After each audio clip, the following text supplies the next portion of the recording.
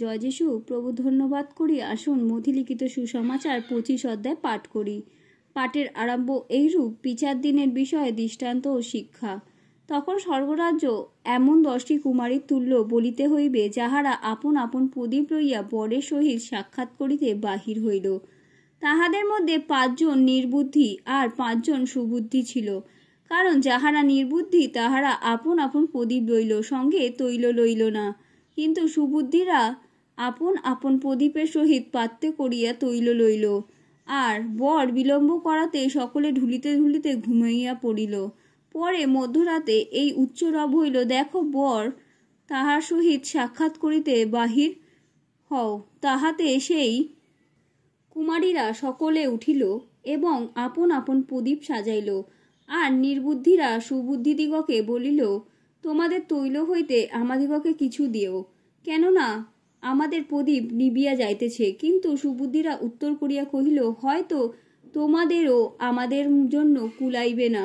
তোমরা বরং বিক্রেতাদের নিকটে গিয়া আপনাদের জন্য ক্রয় করো। তাহারা ক্রয় করিতে যাইতেছে। ইতিমধ্যে বর আসিলেন এবং যাহারা প্রস্তুত ছিল তাহারা তাহার সঙ্গে বিবাহ বাটিতে প্রবেশ করিল। আর দ্বার রুদ্ধ হইল। শেষে অন্য সকল কুমারীও আসিয়া কহিতে লাগিল, প্রভু প্রভু, আমাদিগকে দ্বার খুলিয়া দিউন। কিন্তু তিনি উত্তর করিয়া কহিলেন, তোমাদিগকে সত্য কহিতেছি, আমি তোমাদিগকে চিনি না। অতএব জাগিয়া থাকো, কেননা তোমরা সেই দিন বা সেই দণ্ড জানো না। কারণ মনে করো যেন কোনো ব্যক্তি বিদেশে যাইতেছেন, তিনি আপন দাসদিগকে ডাকিয়া নিজ সম্পত্তি তাহাদের হস্তে সমর্পণ করিলেন। তিনি একজনকে 5 তালন্ত, অন্যজনকে 2 তালন্ত এবং আর একজনকে 1 তালন্ত, যাহার যেরূপ শক্তি তাহাকে তদনুসারে দিলেন। পরে বিদেশে চলিয়া গেলেন।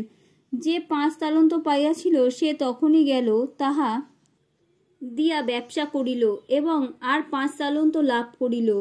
যে 2 তালন্ত পাইয়াছিল সেও তদ্রূপ করিয়া আর 2 তালন্ত লাভ করিল। কিন্তু সে যে 1 তালন্ত পাইয়াছিল সে গিয়া ভূমিতে গর্ত খুঁড়িয়া আপন প্রভুর টাকা লুকাইয়া রাখিল। দীর্ঘকালের পর সেই দাসগণের প্রভু আসিয়া তাহাদের নিকট হইতে হিসাব লইলেন। তখন যে 5 তালন্ত পাইয়াছিল সে আসিয়া আরও 5 তালন্ত আনিয়া কহিল, প্রভু, আপনি আমার নিকটে 5 তালন্ত সমর্পণ করিয়াছিলেন, দেখুন আর 5 তালন্ত লাভ করিয়াছি। তাহার প্রভু তাহাকে কহিলেন, বেশ, উত্তম ও বিশ্বস্ত দাস, তুমি অল্প বিষয়ে বিশ্বস্ত হইলে, আমি তোমাকে বহু বিষয়ের ওপরে নিযুক্ত করিব।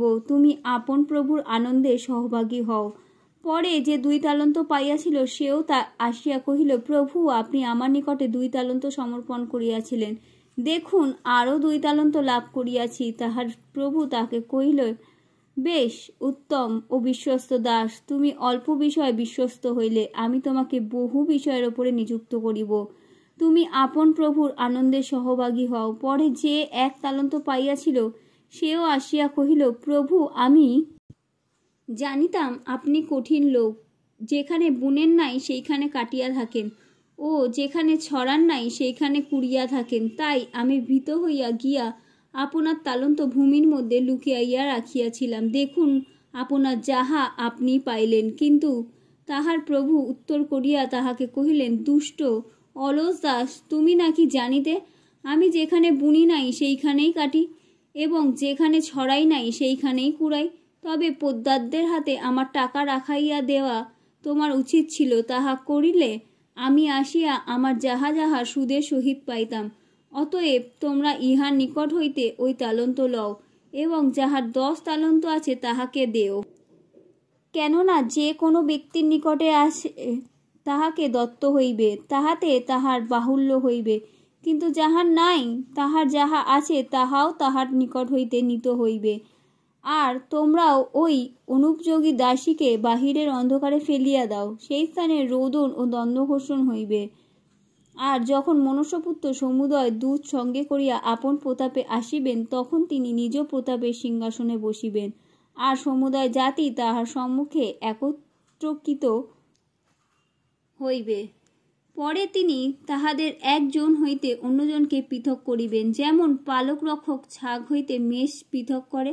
আর তিনি মেষদিগকে আপনার দক্ষিণ দিকে ও ছাগদিগকে বাম দিকে রাখিবেন। তখন রাজা আপনার দক্ষিণ দিকে স্থিত লোকদিগকে বলিবেন, আইসো আমার পিতার আশীর্বাদ পাত্রেরা, জগতের পতনাবধি যে রাজ্য তোমাদের জন্য প্রস্তুত করা গিয়াছে তাহার অধিকারী হও। কেননা আমি ক্ষুধিত হইয়াছিলাম, আর তোমরা আমাকে আহার দিয়াছিলে, পিপাসিত হইয়াছিলাম, আর আমাকে পান করাইয়াছিলে, অতিথি হইয়াছিলাম, আর আমাকে আশ্রয় দিয়াছিলে, বস্ত্রহীন হইয়াছিলাম, আর আমাকে বস্ত্র পরাইয়াছিলে, পীড়িত হইয়াছিলাম, আর আমার তত্ত্বাবধান করিয়াছিলে, কারাগারস্থ হইয়াছিলাম, আর আমার নিকটে আসিয়াছিলে। তখন ধার্মিকেরা উত্তর করিয়া তাহাকে বলিবে, প্রভু, কবে আপনাকে ক্ষুধিত দেখিয়া ভোজন করাইয়াছিলাম, কিংবা পিপাসিত দেখিয়া পান করাইছিলাম? কবেই বা আপনাকে অতিথি দেখিয়া আশ্রয় দিয়াছিলাম, কিংবা বস্ত্রহীন দেখিয়া বস্ত্র পরাইয়াছিলাম? কবেই বা আপনাকে পীড়িত কিংবা কারাগ্রস্ত দেখিয়া আপনার নিকটে গিয়াছিলাম? তখন রাজা উত্তর করিয়া তাহাদিগকে বলিবেন, আমি তোমাদিগকে সত্য কহিতেছি, আমার এই ভাতৃগণের এই ক্ষুদ্রতম দিগের মধ্যে একজনের প্রতি যখন ইচ্ছা করিয়াছিলে, তখন আমারই প্রতি করিয়াছিলে। পরে তিনি বাম দিকে স্থিত লোকদিগকেও বলিবেন, ওহে শাপগ্রস্ত সকল, আমার নিকট হইতে দূর হও।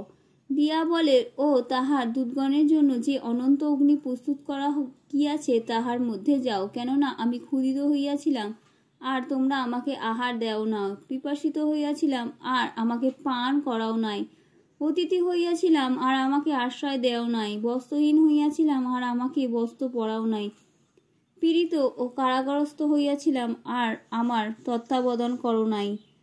তখন তাহারা উত্তর করিবে, বলিবে, প্রভু, কবে আপনাকে ক্ষুধিত, কি পিপাসিত, কি অতিথি, কি বস্ত্রহীন, কি পীড়িত, কি কারাগারস্থ দেখিয়া আপনার পরিচর্যা করি নাই?